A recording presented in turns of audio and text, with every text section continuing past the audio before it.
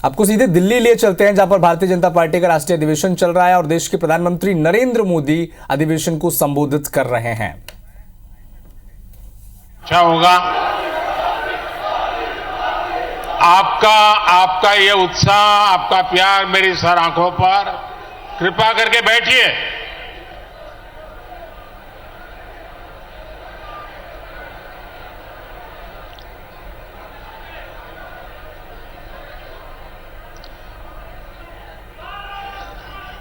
थोड़ी जगह कम पड़ रही है, मेरी सबसे प्रार्थना है भले नीचे बैठना पड़े, लेकिन अगर आप बैठेंगे तो अच्छा होगा।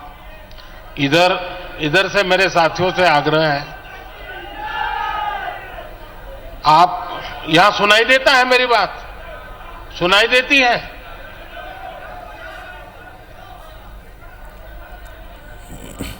जरा प्रबंधक उस तरफ देखे भाई। जगह नहीं है तो कृपा करके आप कहीं पर भी नीचे बैठ जाइए।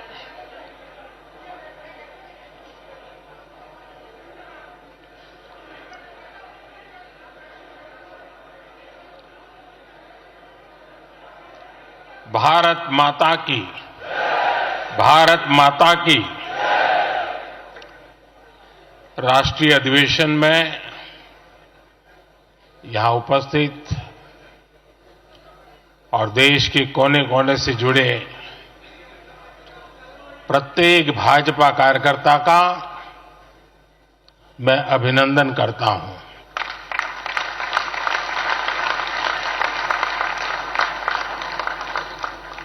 भाजपा का कार्यकर्ता साल के हर दिन 24 घंटे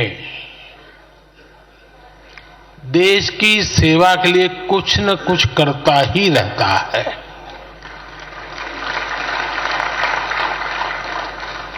लेकिन अब अगले 100 दिन नई ऊर्जा, नया उमंग, नया उत्साह, नया विश्वास, नए जोश के साथ काम करने का है। आज 18 फरवरी है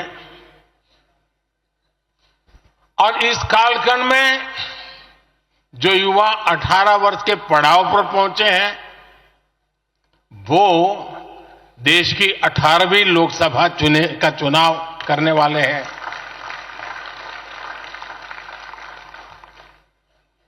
अगले 100 दिन हम सबको जुट जाना है,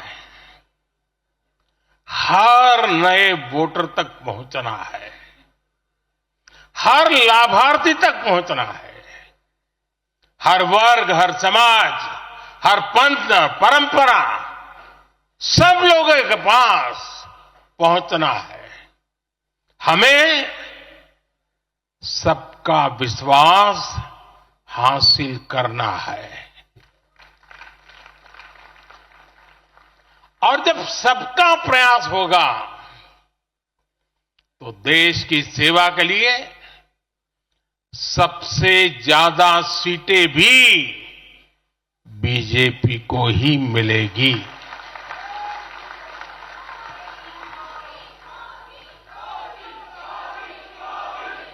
और आज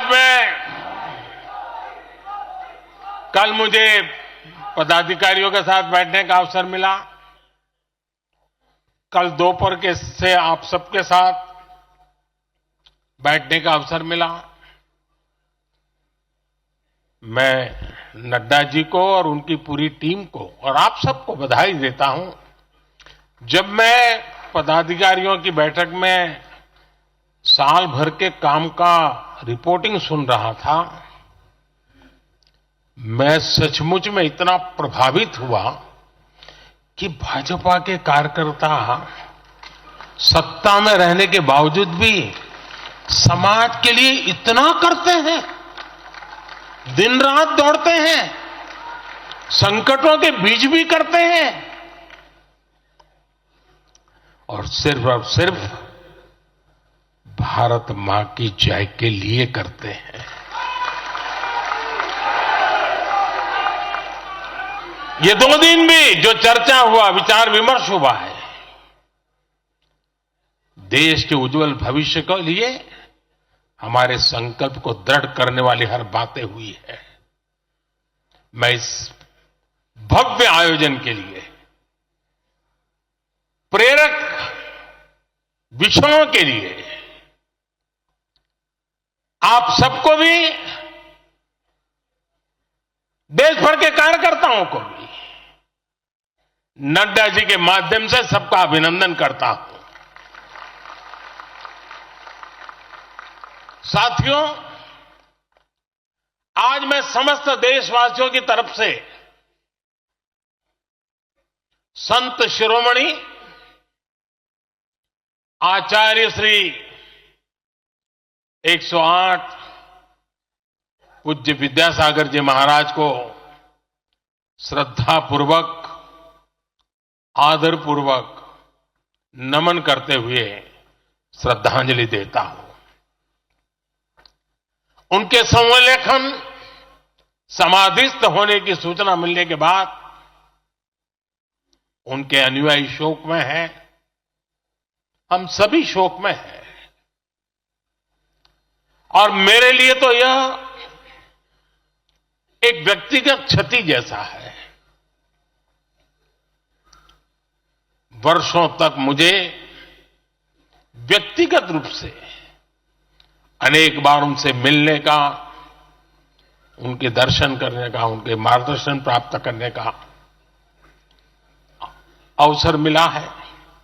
कुछ ही महीने पहले ऐसा ही मन कर गया था, मेरे प्रवास कार्यक्रम को बदल करके बहुत सुबह सुबह मैं उनके पास पहुंच गया था।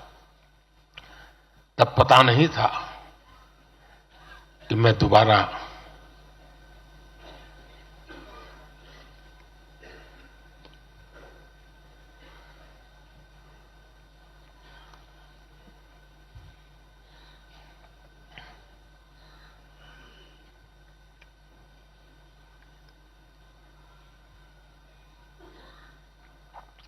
उनके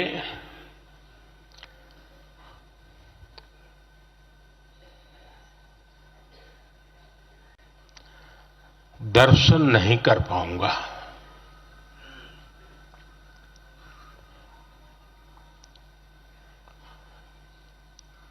ये मेरा सौभाग्य रहा है कि पिछले 50 से भी ज्यादा वर्षों से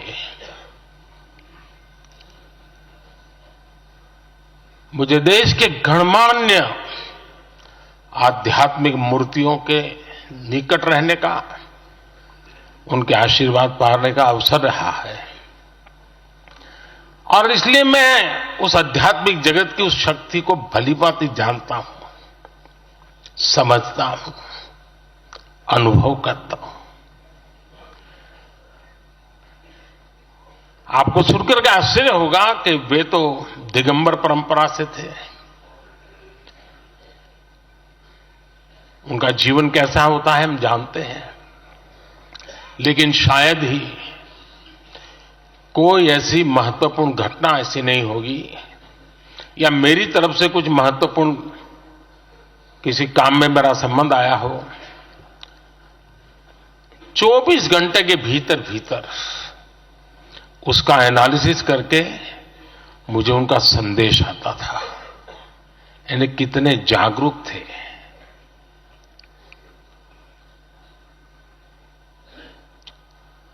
और अपनी विराट आध्यात्मिक यात्रा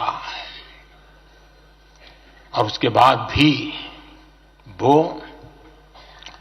हम सबको हमेशा प्रेरणा देते रहे हैं।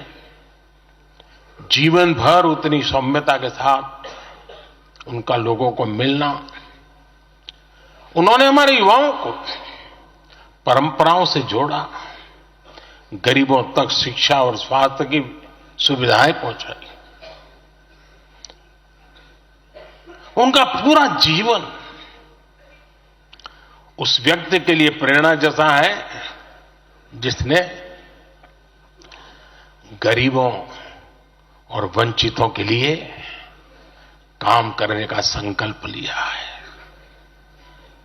आज जब भारत प्रगति के पथ पर आगे बढ़ रहा है, मुझे विश्वास है कि उनके सिद्धांत और उनका आशीर्वाद ऐसे ही भारत भूमि को प्रेरणा देता रहेंगे। साथियों, पिछले 10 वर्षों में भारत ने जो गति हासिल की है, बड़े लक्ष्यों को प्राप्त करने का जो हौसला पाया है, यह अभूतपूर्व है साथियों। और इसलिए नहीं कि मैं कह रहा हूं, दुनिया गाजे बाजे के साथ बोल रही है। भारत ने आज हर क्षेत्र में जो ऊंचाई हासिल की है, उसने हर देशवासी को एक बड़े संकल्प के साथ जोड़ दिया है।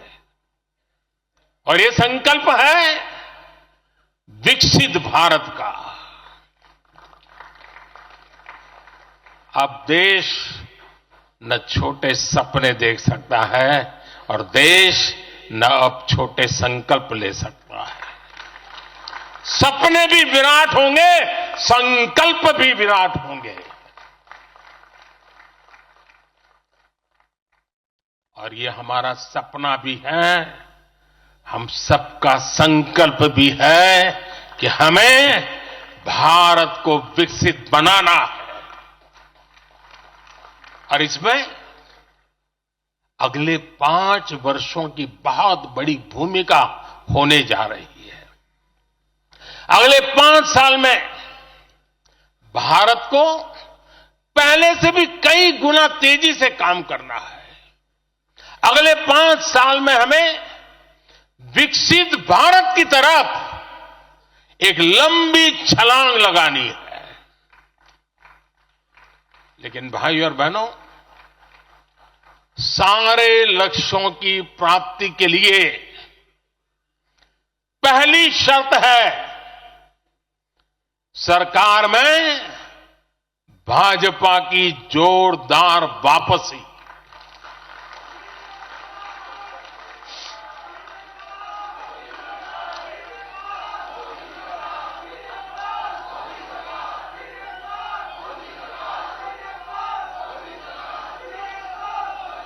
आज विपक्ष के नेता भी एनडीए सरकार 400 पार के नारे लगा रहे हैं।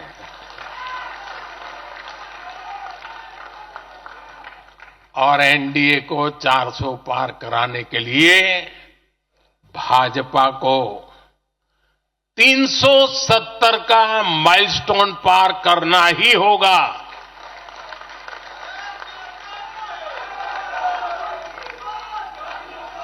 साथियों, कई बार लोग मुझसे कहते हैं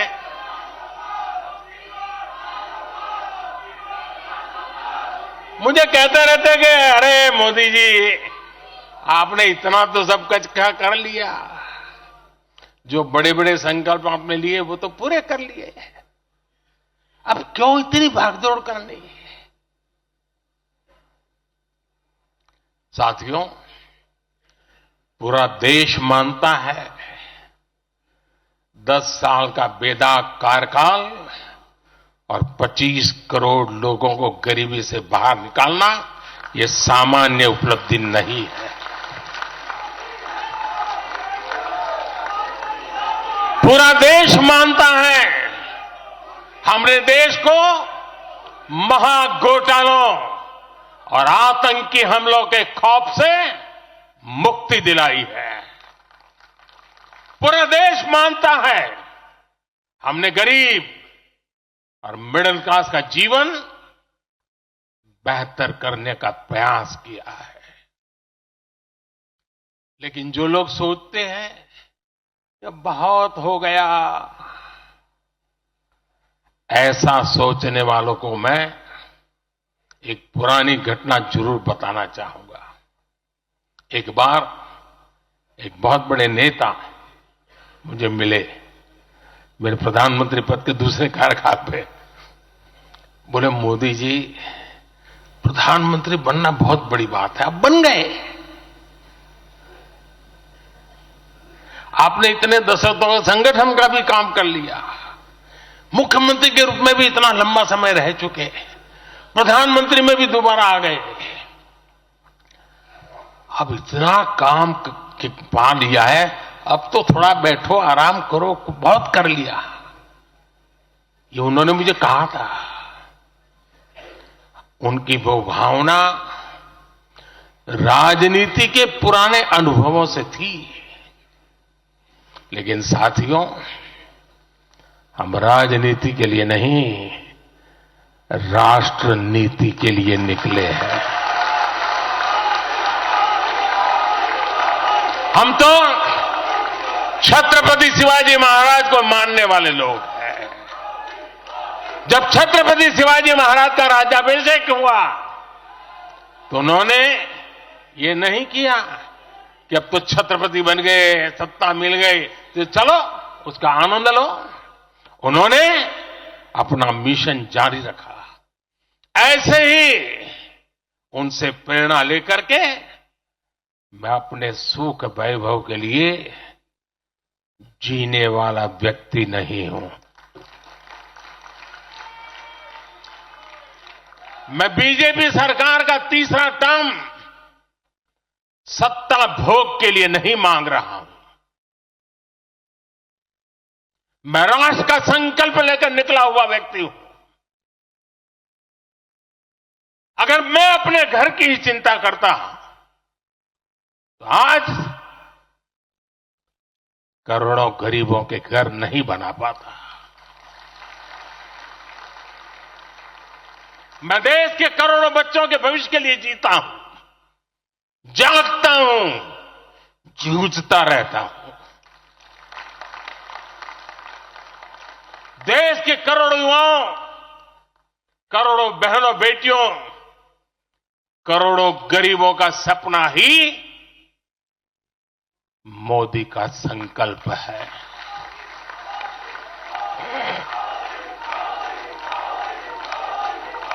और इस संकल्प की पूर्ति के लिए ही हम सब सेवा भाव से दिन रात एक कर रहे हैं।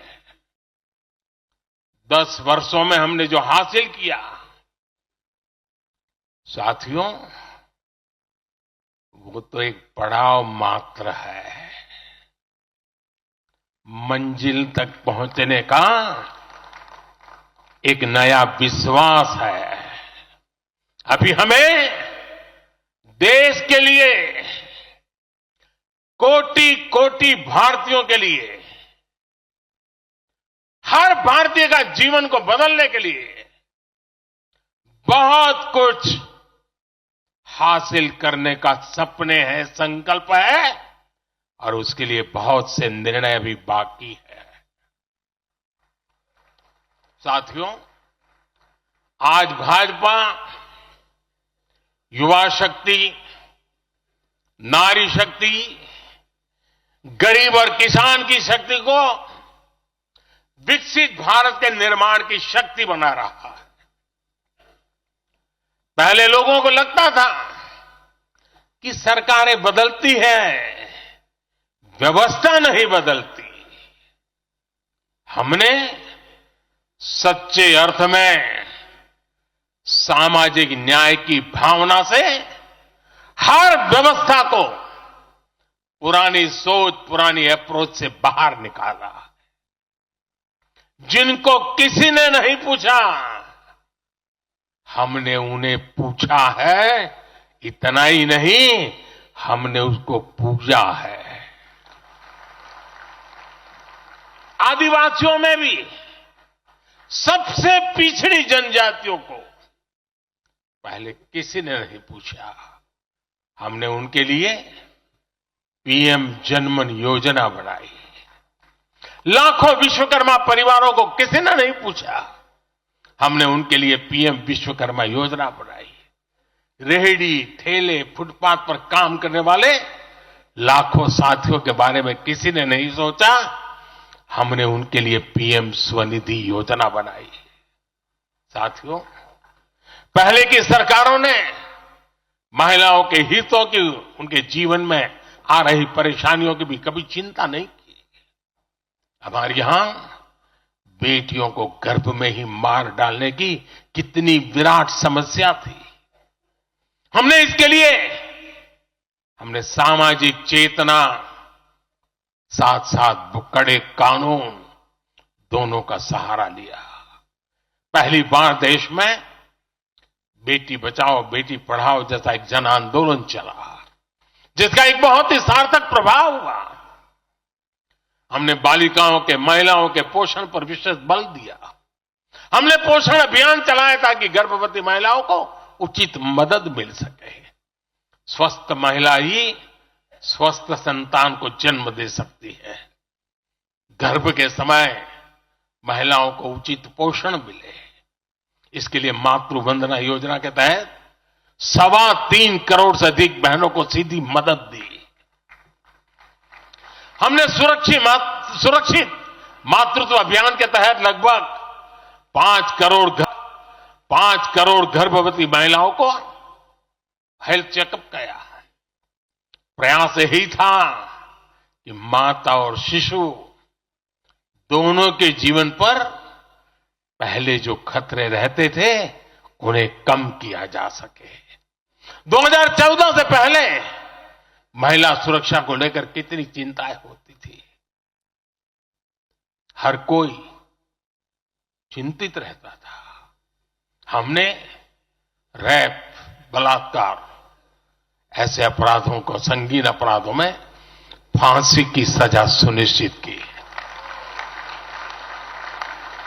ऐसे मामलों का तेजी से निपटारा हो, इसके लिए भी विशेष व्यवस्थाएं बनाई। साथियों, मैं देश का पहला प्रधानमंत्री हूं जिसने शौचालय जैसे विषय को लाल किले से उठाया। मैं देश का पहला प्रधानमंत्री हूं जिसने महिलाओं के खिलाफ अपशब्दों पर लाल किले से नाराजगी व्यक्त की थी। नारी गरिमा, नारी सम्मान हमारे लिए सर्वोपरि है। मुझे गर्व है कि पिछले 10 वर्षों में भाजपा सरकार ने महिलाओं का जीवन आसान बनाने के लिए अनेक कदम उठाए हैं। हमने 10 करोड़ उज्ज्वला गैस कनेक्शन दिया। हमने 4 करोड़ घर बनवाए, जिनमें 3 करोड़ से ज्यादा घर महिलाओं के नाम रजिस्टर हुए। हमने महिलाओं के नाम 3 करोड़ से ज्यादा घर रजिस्टर करवाकर उनको घर की मालकिन बनाया। हमने 10 करोड़ परिवारों की बहनों को पहली बार नल से जल दिया। हमने 12 करोड़ परिवारों की बहनों को टॉयलेट दिया। और टॉयलेट वो 4 दीवारी नहीं है, इज्जत घर है। हमने 1 रुपये में सुविधा सैनिटरी पैड्स की योजना शुरू की। हमने 25 करोड़ से ज्यादा महिलाओं के बैंक अकाउंट खोले। हमने 30 करोड़ से अधिक मुद्रा लोन महिला लाभार्थियों को दिए। साथियों, बहनों को आर्थिक रूप से सशक्त करने के लिए, बेटियों को नौकरी करने में आसानी हो, इसके लिए हमने अनेक कदम उठाए। हमने सेल्फ हेल्प ग्रुप से 10 करोड़ बहनों को जोड़ा। हमने 1 करोड़ बहनों को लखपति दीदी बनाया। खादी को जो फिर से नया जीवन मिला है, उसका फायदा भी सबसे अधिक गांव की बहनों को ही हुआ है। हमने प्रेगनेंसी लीव को बढ़ाकर 26 हफ्ते किया। पहले फैक्ट्रियों में या दूसरी जगहों पर महिलाओं को नाइट शिफ्ट में काम करने के लिए अनेक अड़चनें थी। हमने श्रम कानूनों में सुधार करके उनको भी दूर किया। हमने पैरामिलिट्री फोर्सेस में महिलाओं की भर्ती 2 गुने से अधिक की। हमने सेनाओं के अग्रणी मोर्चों में महिलाओं की तैनाती को सुनिश्चित किया। हमने सैनिक स्कूलों और मिलिट्री एकेडमी के दरवाजे बेटियों के लिए खोल दिए। साथियों, इस बार 26 जनवरी को कर्तव्य पथ भारत की नारी शक्ति से पूरे देश को प्रेरणा दे रहा था। साथियों, आने वाले समय में हमारी माताओं, बहनों, बेटियों के लिए अवसर ही अवसर आने वाले हैं। मिशन शक्ति से देश में नारी शक्ति की सुरक्षा और सशक्तिकरण का संपूर्ण इकोसिस्टम बनेगा। अब 15,000 महिला सेल्फ हेल्प ग्रुप को ड्रोन मिलेंगे। ड्रोन दीदी खेती में वैज्ञानिकता और आधुनिकता लाएगी। अब देश में 3 करोड़ महिलाएं लखपति दीदी बनाई जाएगी। पीएम विश्वकर्मा योजना से परंपरागत कला और शिल्प से जुड़ी बहनें सशक्त होगी। नई नेशनल एजुकेशन पॉलिसी से बेटियों को शिक्षा और स्किल के मामले में सबसे अधिक फायदा होगा। गांव के पास ही बेहतर स्पोर्ट्स इंफ्रास्ट्रक्चर बने, बेटियां हमारी स्पोर्ट्स में कमाल करेगी। साथियों, आज जब मैं बीते 10 वर्षों की तरफ नजर डालता हूं तो कितना ही कुछ याद आता है। ये 10 वर्ष साहसिक फैसलों, दूरगामी निर्णयों के नाम है। जो काम सदियों से लटके थे, हमने उनका समाधान करने का साहस करके दिखाया है। अयोध्या में भव्य राम मंदिर का निर्माण करके हमने 5 सदियों का इंतजार खत्म किया है।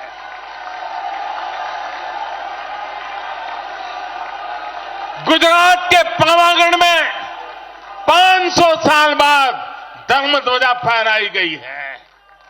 7 दशक बाद हमने करतारपुर साहिब राहदारी खोली है। 7 दशक के इंतजार बाद देश को आर्टिकल 370 से मुक्ति मिली है।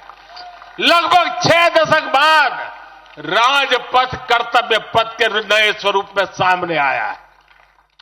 4 दशक बाद आखिरकार 1 रैंक 1 पेंशन की मांग पूरी हुई है।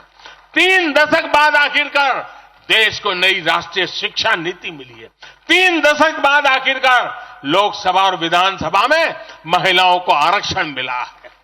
3 तलाक की बुराई के लिए विरुद्ध कड़ा कानून बनाने का साहस भी हमने दिखाया है। दशकों से नए संसद भवन की जरूरत महसूस हो रही थी, उसे हमने ही पूरा किया। यह प्रत्येक भाजपा कार्यकर्ता का सौभाग्य है, वैसी अनेक सिद्धियों का निमित्त बन सके।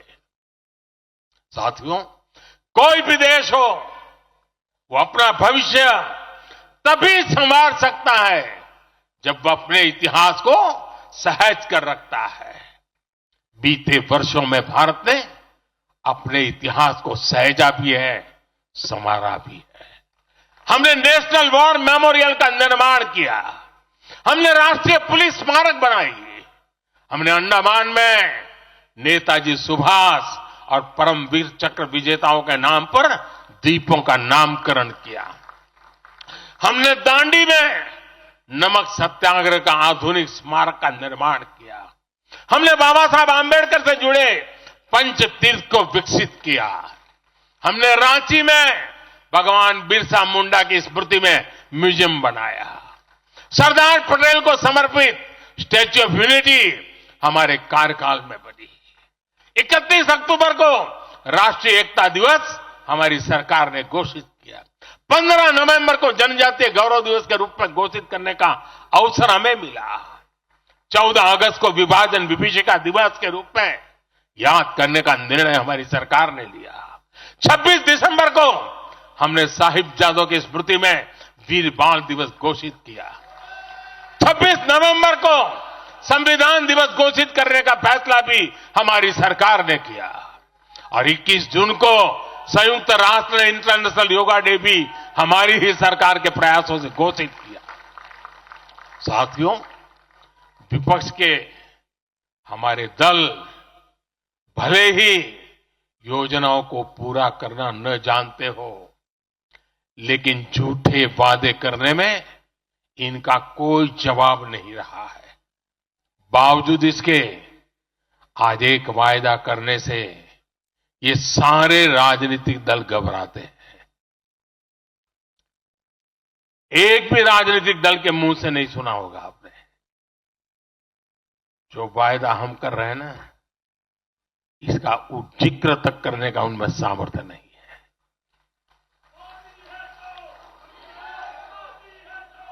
और हमारा वायदा है विकसित भारत का।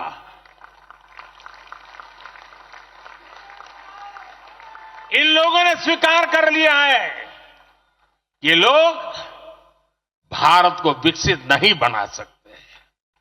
सिर्फ और सिर्फ बीजेपी ही ऐसी पार्टी है, एनडीए ही ऐसा एक गठ है जिसने इसका सपना देखा है। हम मिशन मोड पर भारत को 2047 तक देश जब आजादी के 100 साल मनाएगा, हम भारत को विकसित देश बनाने के लिए काम कर रहे हैं। हमने तीसरे टर्म में भारत को दुनिया की तीसरी बड़ी आर्थिक ताकत बनाने का संकल्प लिया है और ये मोदी की गारंटी है।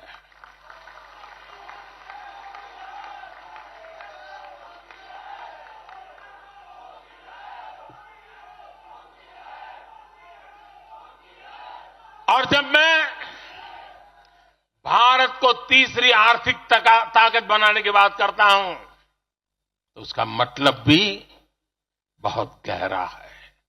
इसका मतलब है भारत के आर्थिक, सामरिक और सांस्कृतिक सामर्थ्य का कई गुना विस्तार, चहुं दिशा में विस्तार। साथियों, हम इसके लिए कितनी तेजी से काम कर रहे हैं, इसका हिसाब लगाना भी जरूरी है। भारत को, यह आंकड़ा याद रखिए, भारत को $1 ट्रिलियन की अर्थव्यवस्था बनने में लगभग 60 साल लगे थे। 60 साल। 2014 में जब देश ने हमें अवसर दिया तो 2 ट्रिलियन मार्क भी बहुत बड़ा लग रहा था, लेकिन 10 वर्षों में हमने अपनी अर्थव्यवस्था में $2 ट्रिलियन और जोड़ दिया। एक के लिए 60 साल, 10 साल में 2 और जोड़ दिया। जब भारत दुनिया की 11वें नंबर की अर्थव्यवस्था था और 11 से 10 पर आने में दम उखड़ गया उनका, हम 11 से 5 पर ले आए। अर्थव्यवस्था जब 11 नंबर पर थी तब इंफ्रास्ट्रक्चर का बजट सिर्फ 2 लाख करोड़ रुपए भी नहीं बन पाता था। आज भारत 5वें नंबर की अर्थव्यवस्था है तो भारत का इंफ्रा बजट 11 लाख करोड़ को पार कर चुका है। इसी वजह से आज गरीबों को 1 करोड़ों घर बन रहे हैं। आज गरीबों के घर तक पानी पहुंच रहा है। आज देश में रिकॉर्ड मेडिकल कॉलेज, अस्पताल, यूनिवर्सिटीज बन रहे हैं। गांव तक की सड़कें बन रही हैं। जब भारत दुनिया की टॉप 3 अर्थव्यवस्थाओं में आएगा तो आप कल्पना कर सकते हैं कि विकास कार्यों के लिए हमारे पास कितनी ज्यादा पूंजी होगी। इसलिए भारत के टॉप 3 इकोनॉमी में आने का मतलब है भारत के हर परिवार का जीवन स्तर सुधरेगा।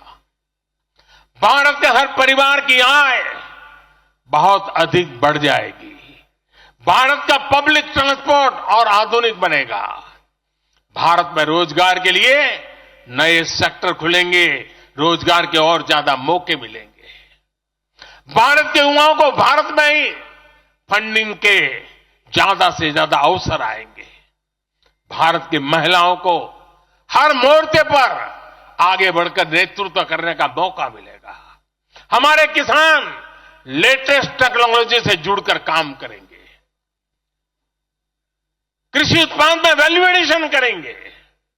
लोगों की जीवन बेहतर बनाने के लिए देश में पर्याप्त संसाधन, और आवश्यक व्यवस्थाएं मौजूद होगी। साथियों, मुझे खुशी है कि आज विकसित भारत अभियान की बागडोर भी भारत के युवाओं ने संभाली है। पिछले 1.5 साल में विकसित भारत के संकल्प से जुड़े सुझावों के लिए, और लोगों को ऐसा लगता होगा कि हम बात पता, ऐसा नहीं है। इस पर हम 1.5 साल से चुपचाप काम कर रहे हैं।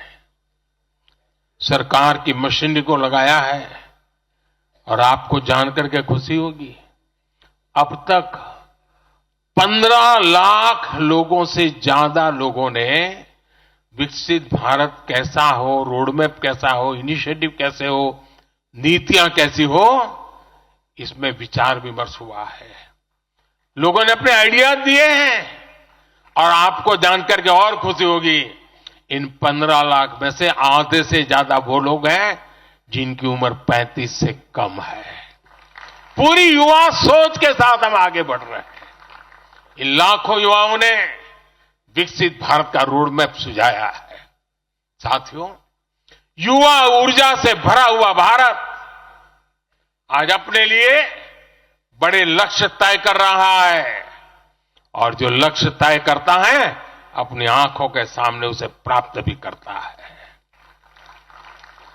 हम 2029 में 2029 में भारत में यूथ ओलंपिक के लिए तैयारी कर रहे हैं। हम 2036 में भारत ओलंपिक खेलों की मेजबानी करें, इसके लिए काम कर रहे हैं। हम 2030 तक हमारी रेलवे को नेट जीरो टारगेट पर लाकर के कार्बन मुक्त करने की दिशा में काम कर रहे हैं। हम 2030 के बजाय अपनी टारगेट डेट से 5 साल पहले ही पेट्रोल में 20% इथेनॉल ब्लेंडिंग का लक्ष्य भी हासिल कर लेंगे। भारत 2070 तक नेट जीरो के लक्ष्य को हासिल करने के लिए भी नीतियां बना रहा है। इसका अर्थ है कि आने वाले समय में हमारे देश में अनगिनत ग्रीन जॉब्स बनेगी। साथियों, विकसित भारत वो नहीं होगा जिसका भविष्य भाग्य के भरोसे हो। इसलिए दूसरे देशों पर भारत की निर्भरता को हम तेजी से कम कर रहे हैं। इसलिए हम देश के लिए बड़े लक्ष्य बना रहे हैं और उनके लिए योजनाबद्ध तरीके से काम भी कर रहे हैं। भविष्य में हम एक ऐसा भारत देखेंगे जिससे लाखों करोड़ रुपए का खाद्य तेल बाहर से लाने की जरूरत नहीं होगी। हमारे पाम ऑयल मिशन की मदद से हमारे किसान इतने सशक्त हो जाएंगे कि वो देश के पैसों की बचत कर सके। बीते कुछ वर्षों में दलहन, तिलहन और श्री अन्न के लिए विशेष नीतियां बनाई है, जिससे छोटे छोटे किसानों को मदद हो रही है। भविष्य में भी हमारे किसानों को इनसे और लाभ मिलेगा। किसानों के भविष्य को सुरक्षित करने के लिए हमने देश के कोने कोने में अमृत सरोवर अभियान भी शुरू किया। आजादी का अमृत महोत्सव, हम बहुत कुछ कर सकते थे। हम दिल्ली के अंदर कोई एक बड़ा ताबूत खड़ा कर देके नाम लिखवा सकते थे कि आजादी के अमृत काल में मोदी जी ये बना के गए हैं। हमने आजादी के अमृत वर्ष को जन आंदोलन बनाया और काम क्या किया? तालाब बनाए। हर गांव में जब तालाब बनते हैं ना, वो किसान को सुरक्षित करते हैं, शुद्ध पानी की गारंटी देते हैं, जमीन उर्वरक बना देते हैं। लंबे भविष्य को सोच करके ऐसे काम हम करते हैं। और इस अभियान के तहत देश में अब तक 60,000 से ज्यादा नए सरोवर बनाए जा चुके हैं। 60,000 तालाब, शायद ही किसी सरकार के नसीब में इतना बड़ा काम करने का सौभाग्य आया होगा। ये सरोवर जल सुरक्षा सुनिश्चित करने में किसानों की मदद करेंगे। आज ग्रीन हाइड्रोजन से जुड़े अभियान और सोलर रूफटॉप मिशन के कारण देश रिन्यूएबल एनर्जी के क्षेत्र में भी तेजी से आगे बढ़ रहा है। बहुत जल्द भारत दुनिया का सेमीकंडक्टर हब बनेगा और इससे पूरी दुनिया में नई कंप्यूटिंग रिवॉल्यूशन को भी भारत गति देने का निमित्त बनने वाला है। पोर्ट लेड ग्रोथ से पब्लिक ट्रांसपोर्ट तक आने वाले समय में हर क्षेत्र को नई ऊंचाई मिल सकेगी। साथियों, भाजपा आज देश का एकमात्र दल है जो एक भारत श्रेष्ठ भारत की भावना के प्रति इतना आग्रही भी है और इतना समर्पित भी है। मैं पिछले महीने के अपने अनुभवों को भी कभी भूल नहीं सकता। इस दौरान मुझे भगवान श्री राम से जुड़े कई स्थानों में भ्रमण करने का अवसर मिला। मेरा 11 दिन का अनुष्ठान चल रहा था। उस अनुष्ठान के दरमियान मैं नासिक, लेपाक्षी, त्रिप्रयार, श्रीरंगम, रामेश्वरम, धनुषकोडी, मैं इन जगहों पर एक सामान्य साधक के तौर पर गया था। इस दौरान मुझे दक्षिण भारत के विभिन्न क्षेत्रों में लोगों से जो स्नेह मिला, आशीर्वाद मिले, मैं उसका शब्दों में बयान नहीं कर सकता और पॉलिटिकल पंडितों के पैरामीटर में कभी आ भी नहीं सकता है जी।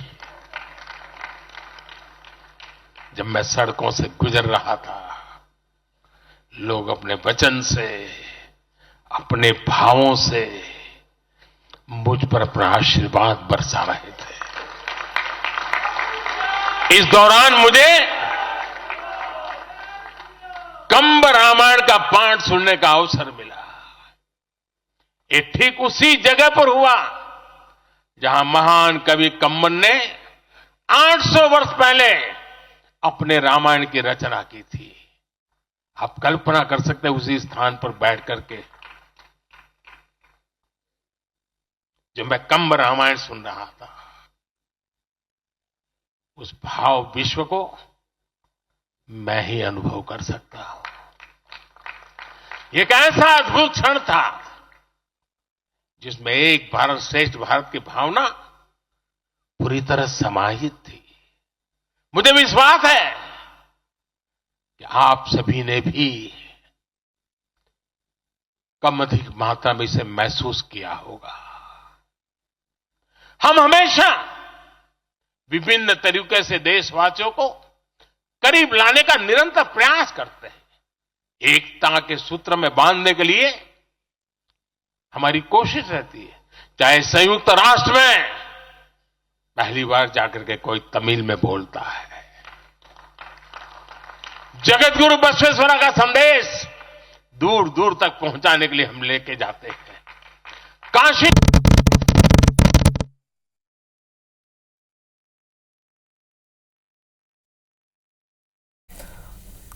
प्रधानमंत्री नरेंद्र मोदी को इस वक्त आप सुन रहे थे और कई सारी योजनाएं थी सरकार की जिनकी जानकारी देते हुए यहां पर वो नजर आते। साथ ही लोकसभा चुनाव को लेकर क्या तैयारियां बीजेपी की, इसको लेकर के भी प्रधानमंत्री नरेंद्र मोदी ने अपने भाषण में इसका जिक्र किया है।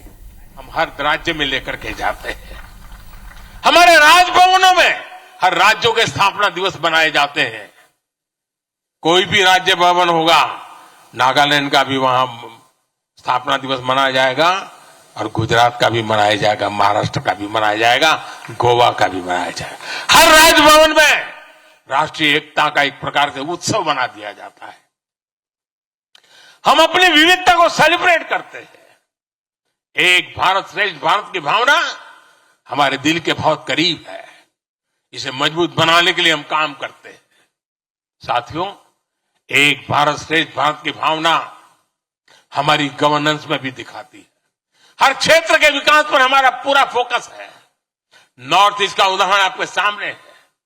पहले की सरकारों में नॉर्थ ईस्ट को पूरी तरह अनदेखा कर दिया गया क्योंकि पार्लियामेंट की सीटें कम है, उनका इंटरेस्ट नहीं था। हम वोट और सीटों के हिसाब से काम नहीं करते। मेरे लिए तो मेरे देश का हर कोना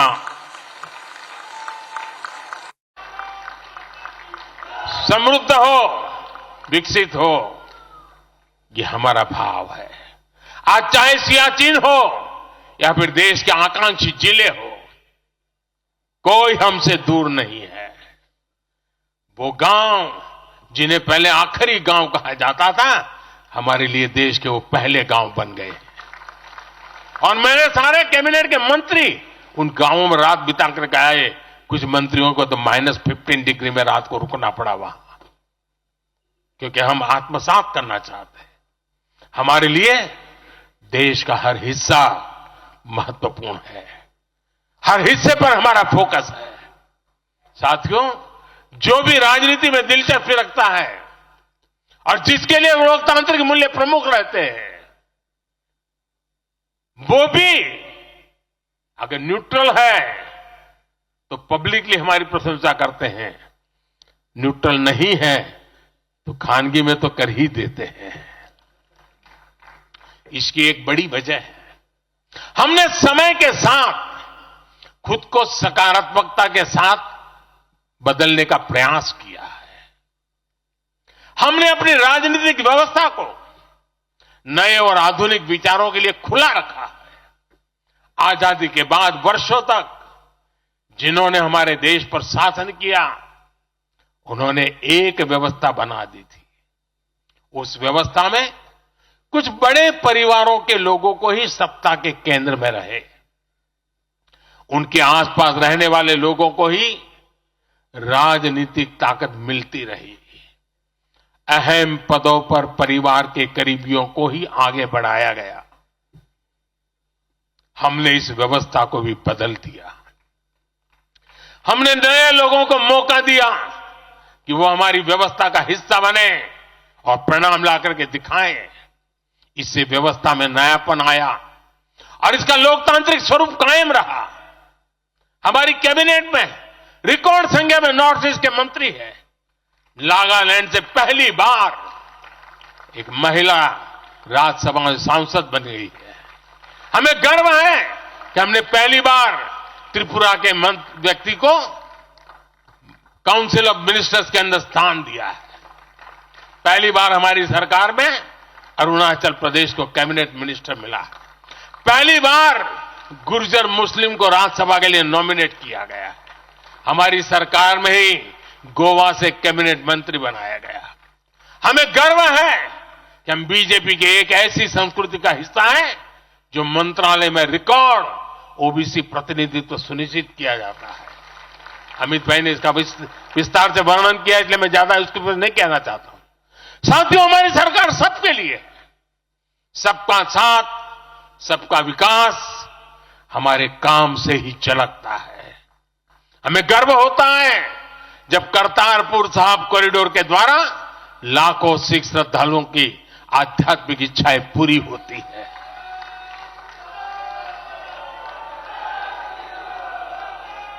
अब कल्पना कीजिए, 70 साल तक भारत की सीमा में रह करके हमारे सिख पंथ के अनुयायी दूरबीन से पाकिस्तान के अंदर करतारपुर साहिब के दर्शन करते थे।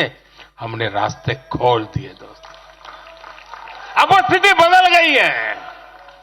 हमने लंगर की वस्तुओं से जीएसटी भी हटा दिया।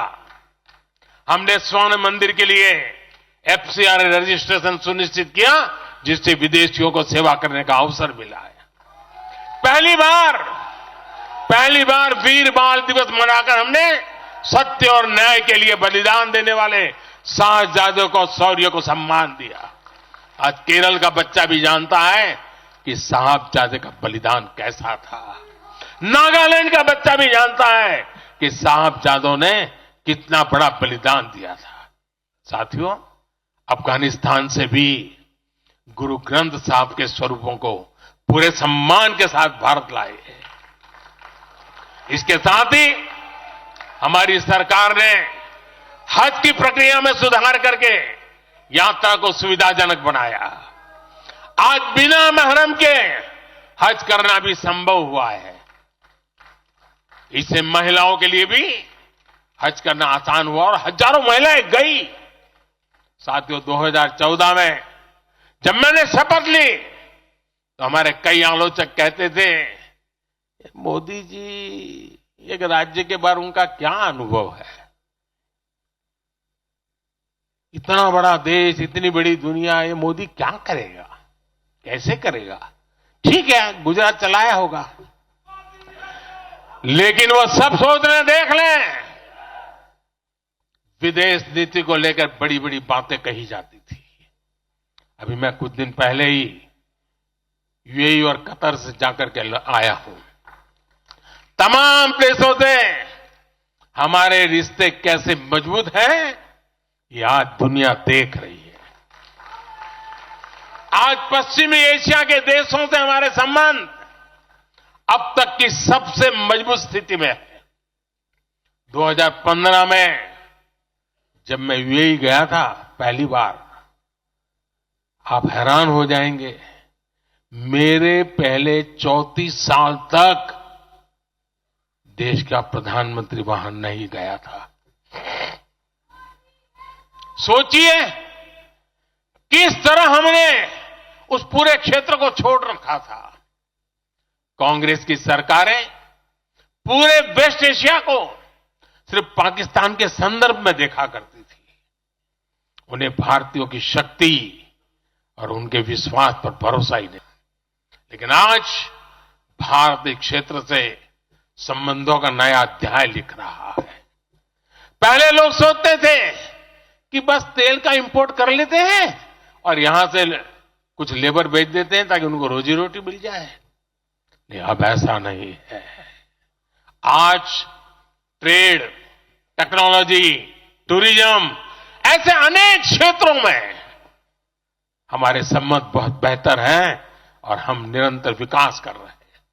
यहां तक कि अरब के 5 देशों ने मुझे अपना सर्वोच्च सम्मान तक दिया है।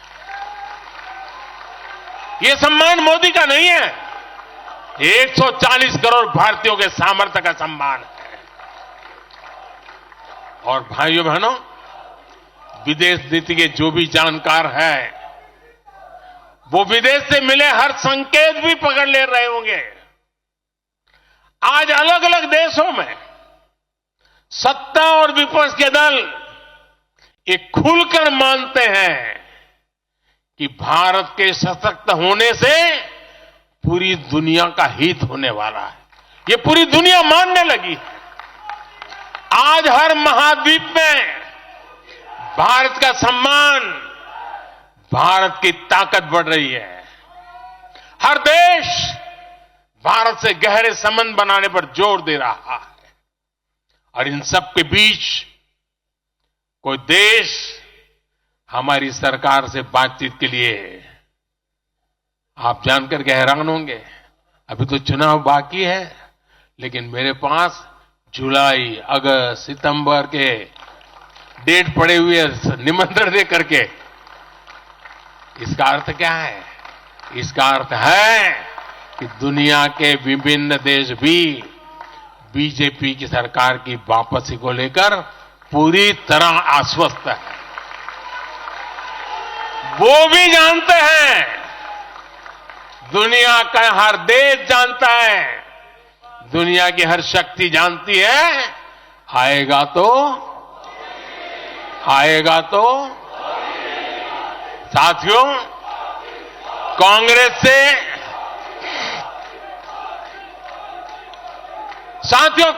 से देश को बचाना, देश के हर नागरिक को बचाना, हमारे बच्चों का, हमारे युवाओं का भविष्य बचाना बीजेपी के प्रत्येक कार्यकर्ता का दायित्व है। कांग्रेस का ट्रैक रिकॉर्ड हम सभी के सामने है। कांग्रेस अस्थिरता की जननी है।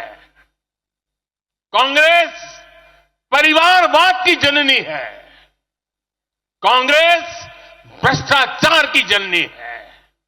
और कांग्रेस तुष्टीकरण की भी जननी है। 70 के दशक में जब देश में कांग्रेस के विरुद्ध गुस्सा बढ़ना शुरू हुआ, तो खुद को बचाने के लिए इसने अस्थिरता का सहारा लिया। हर नेता की सरकार कांग्रेस ने अस्थिर की। आज यहां प्रस्ताव के समय इसकी चर्चा आई है, मैं ज्यादा उसके लिए कहता नहीं हूं। आज भी ये लोग अस्थिरता पैदा करने के लिए नई नई साजिशें कर रहे हैं। इन लोगों ने मिलकर जो गठबंधन बनाया है उसकी भी यही पहचान है। कांग्रेस के पास विकास का एजेंडा नहीं है, फ्यूचर का रोड मैप नहीं है। ये देश को कभी भाषा के आधार पर तो कभी क्षेत्र के आधार पर बांटने में जुटे हुए हैं। साथियों, कांग्रेस का एक सबसे बड़ा पाप ये रहा है कि वो देश की सेनाओं का मनोबल तोड़ने से भी पीछे नहीं रहे। भारत की राष्ट्रीय सुरक्षा और सामरिक शक्ति को नुकसान पहुंचाने में कांग्रेस ने कोई कसर नहीं छोड़ी है। जब भी देश के रक्षा क्षेत्र में कोई बड़ा काम हुआ, जब हमारी सेनाओं ने कोई उपलब्धि हासिल की, कांग्रेस ने हर बार उन पर सवाल उठाए। आप सिर्फ सोचिए कि 5 साल पहले इन लोगों ने क्या कहा था। इन लोगों ने हर कोशिश की कि हमारी वायुसेना को राफेल जैसे एडवांस एयरक्राफ्ट न मिल पाए। इन्होंने अप्रचार किया कि हिंदुस्तान एरोनॉटिकल लिमिटेड को, HAL को खत्म किया जा रहा है। ये लोग तो HAL के बाहर फोटो तक खींचवाने के लिए चले गए थे। लेकिन देखिए HAL आज कैसे धूमधाम से आगे बढ़ रहा है। आज देखिए कितने सारे ऑर्डर आज उनके यहां बुक किए गए हैं। आज जरा देखिए HAL का मार्केट वैल्यू कितना बढ़ गया है। ये वही लोग हैं जिन्होंने हमारी सेनाओं के सर्जिकल स्ट्राइक करने पर उनके पराक्रम पर सवाल खड़ा कर दिया। जब एयर स्ट्राइक हुई तो उसकी सफलता के प्रमाण मांगे जाने लगे। कांग्रेस भारतीय सेनाओं के अपमान का कोई मौका नहीं छोड़ती। साथियों, कांग्रेस कितनी कंफ्यूज है, इसका उदाहरण मैं आपको देना चाहता हूं। कांग्रेस में लड़ाई चल रही है और बड़ी तगड़ी लड़ाई चल रही है, लेकिन मजा यह है कि सिद्धांतों की नहीं चल रही है, योजनाओं को समझ में नहीं चल रही है। लड़ाई क्या चल रही है आपको जानकर के आश्चर्य होगा। क्या लड़ाई है? कांग्रेस में एक वर्ग है जो कहता है कि मोदी से तीखी नफरत करो, मोदी पर व्यक्तिगत आरोप लगाओ, मोदी की छवि खराब करने के लिए हर हथकंडे अपनाओ। एक वर्ग है। कांग्रेस के अंदर एक दूसरा वर्ग भी है जो कांग्रेस की मूल परंपराओं से निकला हुआ है, जो कहता है कि मोदी पर व्यक्तिगत आरोप, नफरत से कांग्रेस को बाहर निकालो, इससे कांग्रेस को और ज्यादा नुकसान होता है। यानी कांग्रेस हमसे सैद्धांतिक मुद्दों पर लड़ाई नहीं लड़ रही है। कांग्रेस इतनी हताश है कि उसमें सैद्धांतिक विरोध, वैचारिक विरोध का साहस भी नहीं बचा। इसलिए गाली गलौज और मोदी पर झूठे आरोप ही उनका एकमात्र एजेंडा बन गया है। साथियों, लाल किले से मैंने कहा था यही समय है, यही समय है, यही समय है। भारत के इतिहास में आज वो समय आ गया है जब हमें अपने देश का भाग्य बदल देना है। और साथियों, मैंने देशवासियों को लाल किले से कहा था और आपको तो कई बार कह चुका हूं। मैंने देशवासियों को कहा था कि अगर आप 10 घंटे काम करेंगे तो मोदी 11 घंटे काम करेगा। अगर आप 12 घंटे काम करेंगे तो मैं 13 घंटे काम करूंगा। अगर आप 14 घंटा काम करेंगे तो मैं 15 घंटे काम करूंगा। मेरे साथियों, देश भर के मेरे कार्यकर्ताओं, देश भर के मेरे देश को उज्जवल भविष्य के लिए आशा लगाकर बैठे हुए लोगों से मैं कहना चाहूंगा, आने वाले 100 दिनों तक बीजेपी के हर कार्यकर्ता को अपने लिए नए लक्ष्य बनाने होंगे, उन्हें प्राप्त करना होगा। बीते वर्षों में भाजपा सरकार की योजनाओं का लाभ करोड़ों लाभार्थियों को मिला है। हमें हर लाभार्थी तक पहुंचना है। और मेरी एक व्यक्तिगत प्रार्थना है, करोगे? जरा हाथ ऊपर करके बताइए, करोगे? करोगे? हर लाभार्थी के पास जाइए, उनको कहना कि प्रधान सेवक नरेंद्र मोदी ने उन्हें प्रणाम कहा है।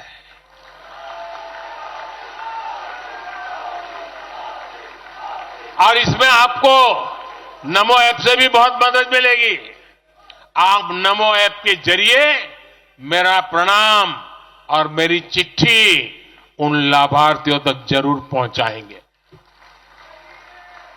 किसी भी बूथ में एक भी फर्स्ट टाइम वोटर ऐसा ना हो जिस तक बीजेपी का कार्यकर्ता पहुंचा ना हो। आपको उन्हें पिछले 10 वर्षों के काम और आने वाले 5 वर्षों के प्लान, इसके विषय में जरूर बताना है। मैं आपको उन्हें नमो ऐप पर विकसित भारत का ब्रांड एम्बेसडर बनाने के लिए हमें उसको जोड़ना है। वो हमारा एम्बेसडर है।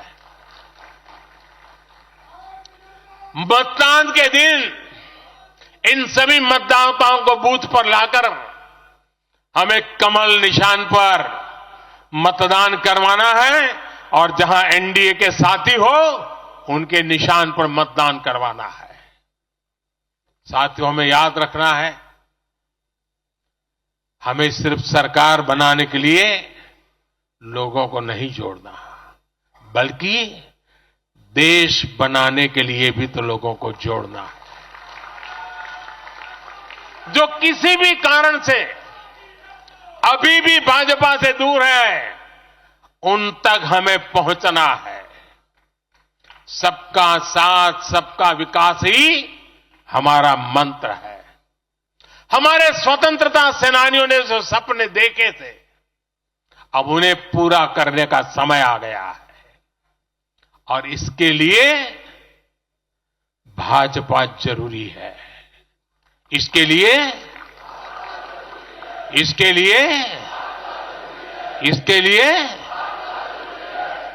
लिए भाजपा सरकार जरूरी है।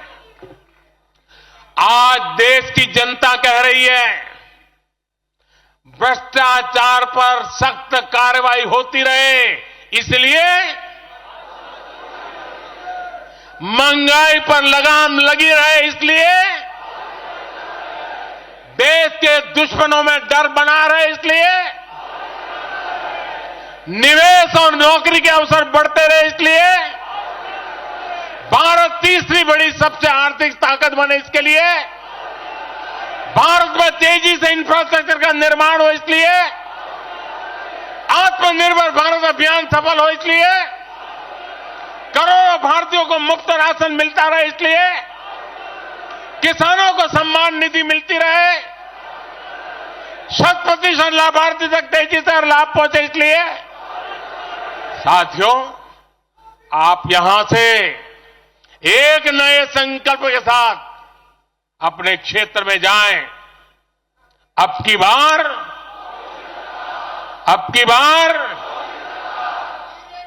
400 पार, अब की बार इस मिशन पर हमें जुट जाना है। आप सबको मेरी तरफ से अनेक अनेक शुभकामनाएं हैं। मेरे साथ बोले, भारत माता की, भारत माता की, भारत माता की। मैं समझता हूं अभी वंदे मातरम होने वाला है।